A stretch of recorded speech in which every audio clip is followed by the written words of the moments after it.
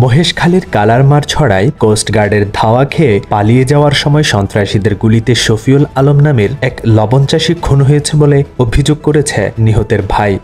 পটিয়ায় দ্রুতগতির drum truck কেড়ে নিল মাওলানা নুরুল আমিন মোজাদ্দেদি নামের এক ব্যক্তির প্রাণ। আজ বৃহস্পতিবার সকাল 11:15টায় চট্টগ্রাম কক্সবাজার মহাসড়কের পটিয়া শাহচন্দ আউলিয়া মাদ্রাসা গেট সম্মুখে এই ঘটনা ঘটে।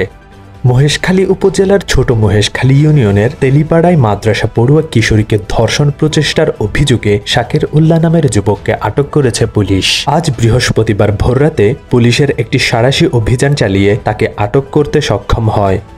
রাঙ্গামাটি জেলা শহরের কাঁঠালতলী এলাকা থেকে পাপ্পু ঘোষ নামে এক যুবকের ঝুলন্ত মরদেহ উদ্ধার করেছে পুলিশ।